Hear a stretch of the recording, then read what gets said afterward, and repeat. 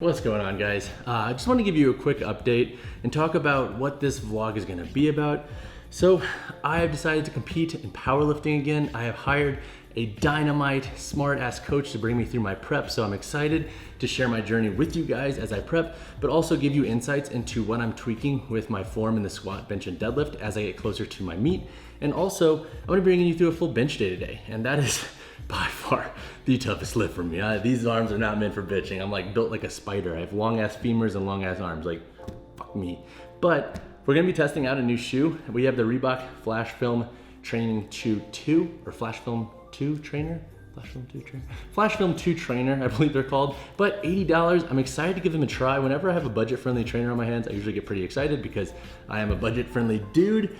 But that all being said, guys, hopefully the videos have been having a good flow to them lately. I've been a little bit stressed with the overall production of video content, but also trying to build up my site on the side. So that FitFriend, if you haven't checked it out, I'm gonna link it down below. Check it out. I'm really trying to build that to be a high quality resource for training shoes and also men's apparel. So if you are interested in either of those topics, check it out. It helps out the brand. And also, if you have any feedback on it, please just shout out and give me some thoughts and your feedback. But I'm gonna stop talking because nobody wants to watch me talk. Let's get to the gym and start benching. Yo guys, so welcome to our first ever training vlog for my next powerlifting meet. Today was a bench day, so we had 12 singles. We ramped up and came back, ramped up, came back, ramped up, came back in an ascending order. Whole goal was to just re-acclimate to the bench, add a long pause to work on positioning at the bottom. And this is gonna be really important because my bench press is out of practice. Like, I don't barbell bench usually unless I am in meet prep. I'll opt for dumbbells or a football bar based on the goals I'm going after. So having a barbell back in my hands, like I need a lot of skill acquisition once again to really nail this movement. And if I want to be able to press the weight I want to press in our meet, then I'm gonna need a lot of practice, as you can see. And you know what's cool is watch these sets here. You can see inconsistencies and you can actually see when I'm feeling confident and when some sets I'm not. So any set that you see me kind of fidgeting with my upper back at the top, I noticed today that those are the sets where I'm like, oh fuck, like, is my positioning correct? Am I in the right spot? Am I set up correctly? And that's really important because in the USAPL, the meet federation I'm competing in, there are very specific rules. And with how I need to prep and get ready for the bench, I need to nail down some consistency. So here is my top set coming up, 275 pounds. As you can see, like this was a set where I did have a spot, thank God, but also I just wasn't very confident in it, to be quite honest. And the leg drive wasn't there, the tightness wasn't there, and it was reflected in my sticking point midway up. For accessories, we had some incline dumbbell bench presses with a sternal pec focus, so focusing on the pec fibers that come off of the sternum. And then from there, we went into some pulling and some leg and delt accessories. But the takeaway from today's workout is that it was not an easy workout. And honestly, I personally love that. And as cliche as it sounds, these are the workouts that make you better as an athlete and as a lifter.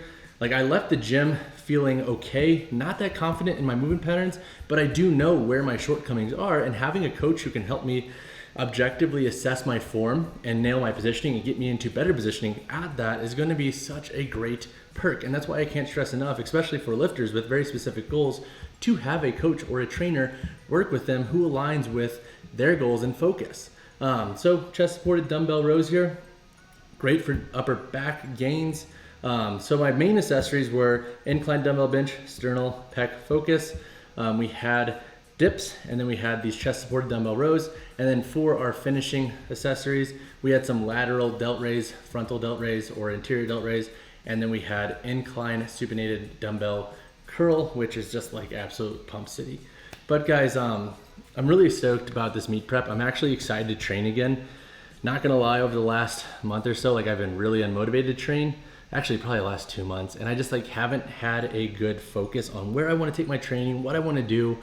And like at the end of the day, like I'm so damn competitive when it comes to athletics and sports, probably too much to a fault, and I blame my dad for that one, that it's hard for me to, I think, stay motivated at times. So having a meet prep to work on and work towards again is absolutely amazing. I feel confident in my training once again. I feel excited, and I'm honestly just stoked to bring you guys along for this meet prep. So hopefully you guys love the series. All right, I'm smoked. That workout was absolutely brutal. My bench is very out of practice and I need a lot of work on fine tuning it, as discussed in the workout portion of this video. I have some creatine here, California Gold Nutrition Sport creatine. This has been pretty solid across the board.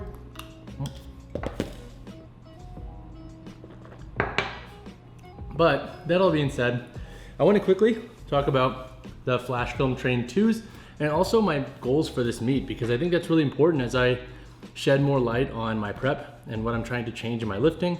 But my biggest total to date in powerlifting has been 1267. That was at a meet right before the pandemic, so I haven't competed in like a year and a half.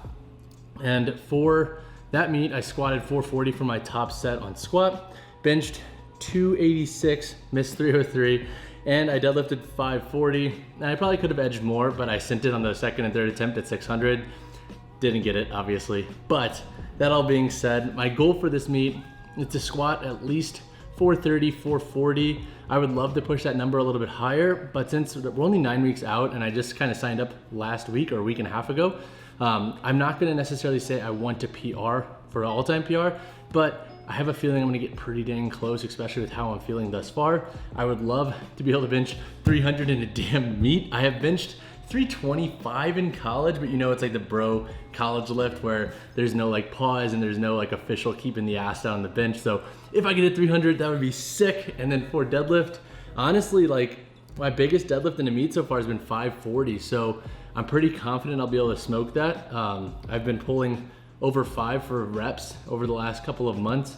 So I'm pretty confident that I'll be able to push that. Plus I'm pulling conventional. I am not pulling sumo this meet. No cheetahs up in here, but I'm stoked to compete again.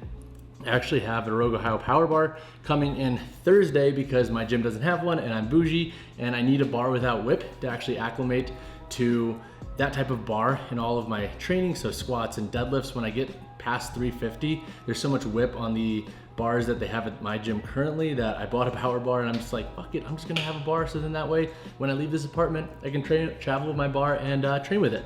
But those are my goals for the meet. And as for my first impressions for the Reebok FLASHFILM Train 2s, decent. They're a good recreational shoe, I would say.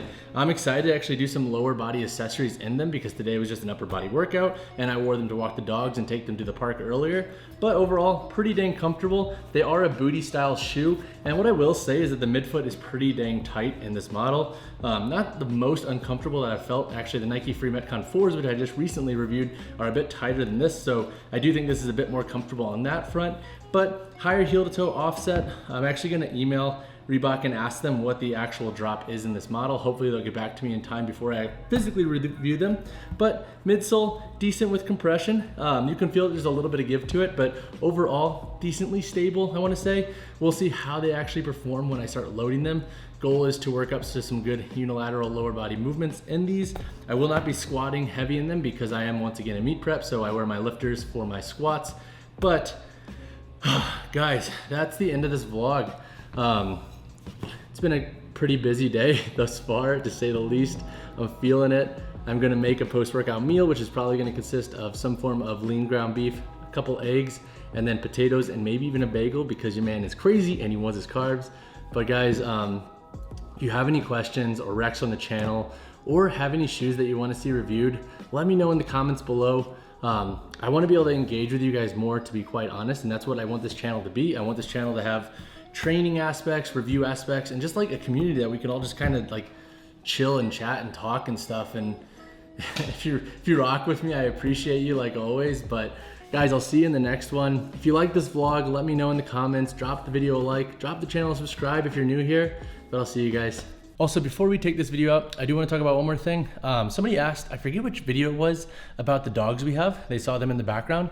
So this is Maui. He is a 2-year-old toy Australian Shepherd. And then this is Kona. She is a 1-year-old Shiba Inu Papillon mix. She has like 12% Papillon, and apparently that's enough to keep you at 6 pounds.